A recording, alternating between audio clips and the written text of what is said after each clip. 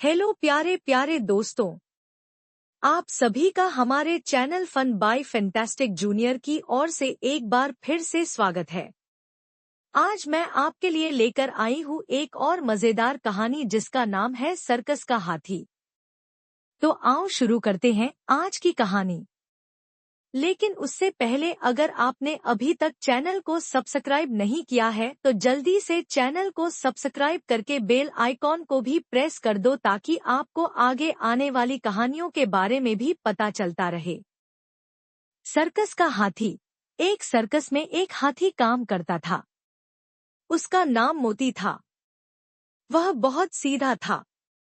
जब वह बच्चा था तभी से सर्कस में था। वह पूरे दिन एक खूंटे से बंधा रहता था। उसका महावत उसे सुबह खोल कर ले जाता, उसे मार मार कर तरह तरह के करतब करवाता था।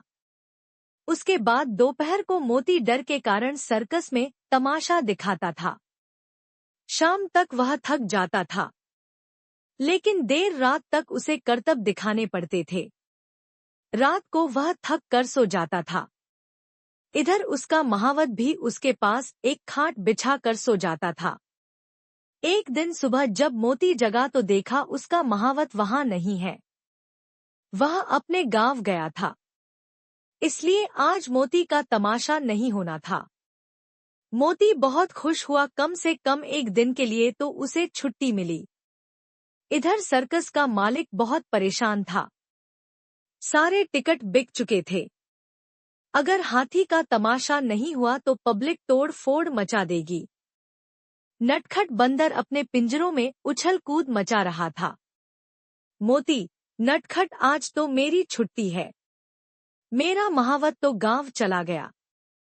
नटखट, क्या बात करते हो भाई, भला ये सर्कस का मालिक कभी छुट्टी दे सकता है? वह कुछ न कुछ इंतजाम कर ही लेगा। मोती, लेकिन मैं तो बस महावत के इशारे समझता हूँ। मैं तमाशा कैसे करूँगा? नटखट, भाई हम तो मजबूर हैं, पिंजरे में बंद है। लेकिन तुम इतने बलशाली होकर भी एक खूंटे से बंधे रहते हो। क्या तुम नहीं जानते अगर तुम जरा सी जान लगाओ तो रस्सी तोड़कर भाग सकते हो। तुम्हें कोई रोक भी नहीं पाएगा। मोती, वो तो ठीक है, लेकिन मैं जाऊंगा कहाँ?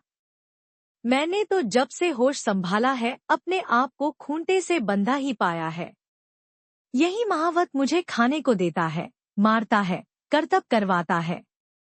कभी कभी मन तो करता है कहीं भाग जाऊं। नटखट, भाई एक काम करो, तुम आज रात को अपना खूंटा उखाड़ देना, फिर मेरे पिंजरे की सलाखों चौड़ी कर देना, मैं तुम्हारी पीठ पर बैठ जाऊंगा। फिर हम दोनों जंगल में चलेंगे। मुझे ये वहीं से पकड़ कर लाए थे। ऐसे दोनों का भला हो जाएगा। मोती, लेकिन अगर किसी को पता लग गया तो बहुत बुरा होगा। मेरा महावत लोहे का नुकीला सरिया चुभा चुभा कर खून निकाल देता है। नटखट, बस यही तो फर्क है। तुम इतने ताकतवर होकर भी एक छोटे से इंसान से डर रहे हो। उसकी बातें सुनकर मोती के अंदर हिम्मत आ जाती है। इधर सर्कस का मालिक किसी दूसरे महावत को एक दिन के लिए बुला लेता है, लेकिन उसके इशारे मोती की समझ में नहीं आते। वह गुस्सा होकर मोती को बहुत ज्यादा मारता है। मोती रात को अपने खूंटे से बंधा रो रहा था। नटखट, भाई रोने से कुछ नहीं होगा, इतने बड़े शरीर का फायदा उठाओ, मेरा पिंजरा तोड़ दो और वो सामने का फाटक एक टक्कर में गिर जाएगा। फिर हम दोनों जंगल में चले जाएंगे। वहां तुम मजे से रहना, सारा दिन खाना खाना और कोई रोकने टोकने वाला भी नहीं होगा। रात को मोती ऐसा ही करता है। दोनों सर्कस से भागकर रात भर चलते रहते हैं और शहर से जंगल में पहुंच जाते हैं। वहां पहुंचकर मोती बहुत थक जाता है। वह, मोती, भाइयों मैं भी तुम्हारा साथी हूँ, मुझे अपने झुंड में शामिल कर लो। हाथी, नहीं, हम जंगल के हाथी हैं और तुम सर्कस के, तुम्हारा हमारा क्या मेल, हम तुम्हें अपने साथ रखेंगे, कोई मुसीबत आई तो तुम बचना भी नहीं जानते, तुम्हारे चक्कर में हम भी शिकारी की गोली का निशाना बन जाएंगे। यह सुनकर मोती उदास हो जाता है। वह अकेला पेड़ के नीचे बैठा रहता है। अगले दिन वह नटखट बंदर को ढूंढने निकल जाता है, लेकिन वह भी कहीं नहीं मिलता। इसी तरह 2 दिन बीत जाते हैं। मोती कमजोर होने लगता है क्योंकि जंगल का बेस्वाद खाना उसे अच्छा नहीं लग रहा था। एक दिन वह धीरे धीरे चलता हुआ सर्कस के गेट पर पहुंच जाता है। वहां जाकर वह गेट पर आवाज लगाने लगता है। उसकी आवाज सुनकर सर्कस का मालिक और उसका महावत दोनों आ जाते हैं। महावत मोती को देखकर बहुत खुश होता है।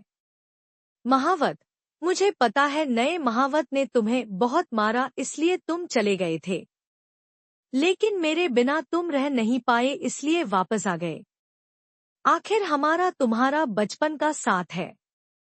महावत मोती को वापस लाकर खूंटे से बांध देता है।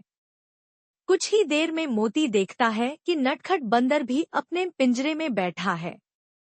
मोती, अरे तुम यहाँ कैसे? नटखट, भाई मैं तो 2 दिन पहले ही आ गया।